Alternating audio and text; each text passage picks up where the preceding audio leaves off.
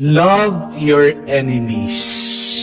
Hindi ba nagkamali ang Diyos dito sa turo niya? Bakit kailangan natin mahalin ang mga kaaway natin? Di ba, pag mabait ka sa mga nakasakit sa iyo, baka abusuhin ka pa lalo, baka tadyak-tadyakan ka, itulak-tulak ka na lang, at baka lalo ka pang lokohin sa susunod. Tayo na ngang kinawawa, lalo ka pang kakawawain. Bakit kailangan mong mahalin ang mga nakasakit sa iyo? Kung pagmumunihan natin, bibigyan natin ng pansin, tama rin naman si Lord. Kailangan din naman natin mahalin, patawarin ang mga nakasakit sa atin. Bakit? Dahil pag wala tayong kaaway, doon magiging mas masaya at payapa ang ating buhay. Amen? As long as you have enemies, you will never be happy, you will never be at peace in your life. Ano ang kasabihan? There is no enemy outside when you do not have any enemy from within. Nasaan ang kaaway? Wala sa labas. Ang tunay na kaaway mo, nasa loob mo. Minsan tumigil na nagsasalita ang kaaway mo. Tapos na yung inyong argumento. Pero bakit nagpapatuloy pa rin? Yung away, yung lungkot, yung iyong galit. Dahil ipinasok mo siya, hinayaan mo siyang tumira at mabuhay diyan sa iyong isip, sa iyong puso. You can only remove your enemy by loving them. Habang may galit ka, magkakaroon ka ng kaaway. Wala kang galit, puno ka ng pagmamahal, mawawala ang kaaway mo. Pero yan ang tanong, paano natin mamahalin ang ating mga kaaway? Tatlong bagay lang po, tatlong paraan. First, when you love your enemy, it does not mean that you need to trust them. Bakit nahihirapan tayong magmahal sa ating mga kaaway, sa mga taong nakasakit sa atin? Kasi akala natin, dapat natin silang pagkatiwalaan muli. Hindi po. Magkaiba ang pagmamahal sa tiwala. Amen? Halimbawa, bibigyan mo ba ng kutsilyo yung sanggol kahit na anak mo yan? Di ba hindi? Bakit hindi mo binibigyan ng gunting yung maliit na bata? Kasi hindi pa siya pwedeng pagkatiwalaan. Pero ang tanong, mahal mo ba yung sanggol? Mahal mo ba yung anak mo? Yes. Opo, definitely. Amen? Pero mapagkakatiwalaan mo ba siya? Hindi. Hindi ibig sabihin, pag nagmamahal ka, magtitiwala ka na ulit. Yan ang dahilan bakit nahihirapan tayong magmahal. Kala natin, pag minahal ko siya, ibibigay ko ulit lahat ng aking tiwala sa kanya. Sinaktan ka na nga eh. Kung alam mo na pwede kanyang ulit saktan, huwag mong ipagkakatiwala ang buhay mo, ang puso mo sa kanya. Kung may problema yan, huwag mo na pagkakatiwalaan ulit ng pera. Di po ba? Kung kilala mo yung kabit ng asawa mo, huwag ka makikipagkaibigan dyan. Inakit na nga yung asawa mo. Kailangan mo pa bang makipagkaibigan? Kung akitin niya ulit, mahuhulog at mahuhulog muli sa pagkakasala ng iyong asawa. Kung binulgar ang sikreto mo ng kaibigan mo, mapagkakatiwalaan mo pa ba siya? Di ba hindi? Pero pwede mo siyang mahalin bilang kaibigan. Paano mahalin ang nakasakit sa atin?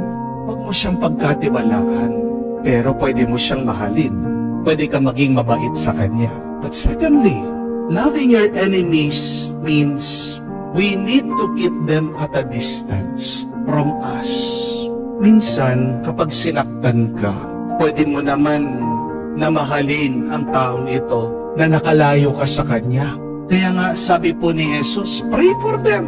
Yan yung magagawa natin para iparamdam natin ang ating pagmamahal. Hindi naman tayo kailangan maging close para magmahalan. Di po ba? Kung mahal mo ang iyong mga alagang halaman, cactus yan, kailangan mo bang yakapin araw-araw?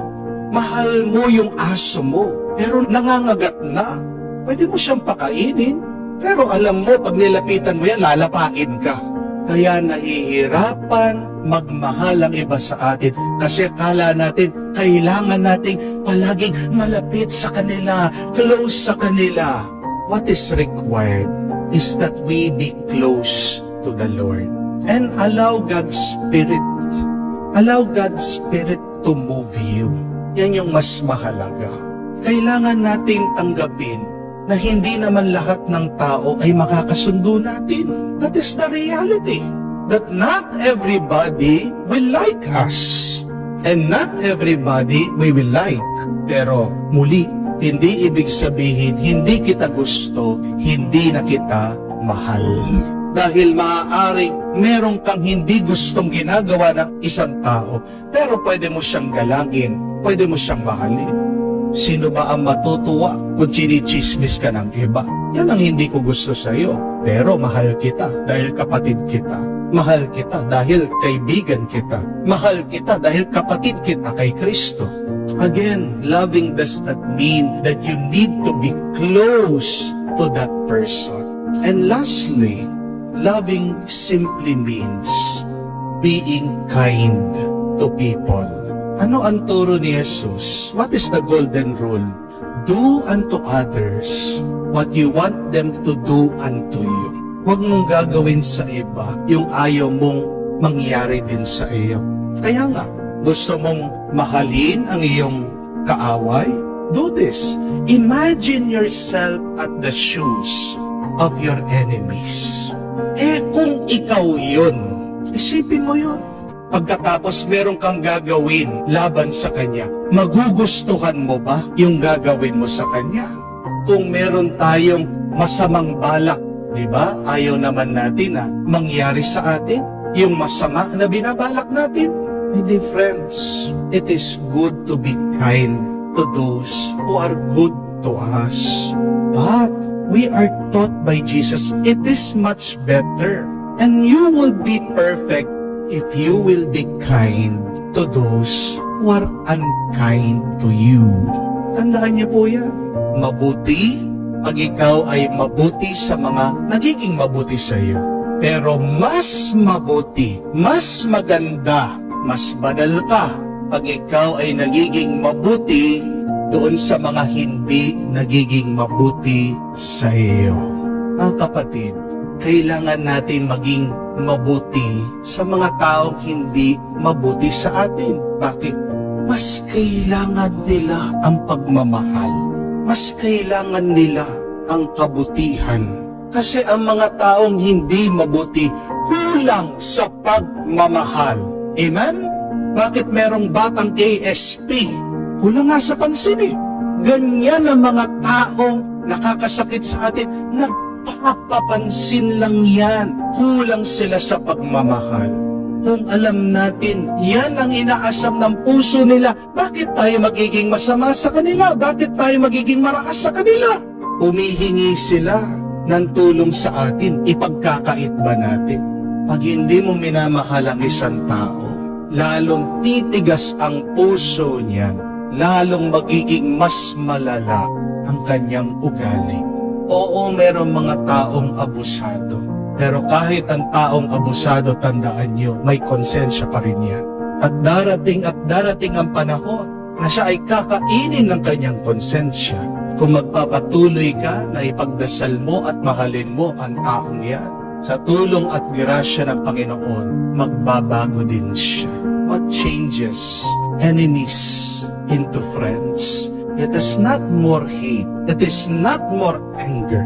It is not more sin and violence, but rather the love of Christ. At nakasulat yan sa Biblia, na pag ang tao naranasan niyang pagmamahal ni Kristo, hindi siya pwedeng hindi magbago. Sabi ng isang santo din yan, si Archbishop Fulton Sheen, that when somebody experienced the love of Christ, that person cannot but change himself or herself. Kaya ipagpatuloy po natin na pagdasal ang ating mga kaaway, mga taong nakasakit sa atin, lalong-lalo na mga pinakamalalapit sa atin. Dahil aminin natin, sinong unang-unang nakasakit sa atin kung hindi Yung mga taong ini-expect natin na magmamahal sa atin, sinong unang nakaaway natin kung hindi ang ating mga pamilya, ang mga taong talagang malalapit sa atin? We are tested when we have enemies. We are being tested on how holy we are. But we remember we cannot be truly holy without the grace of God. Mahirap mahalin ang kaaway, pero sa tulong at grasya ng Diyos, posible, maaari.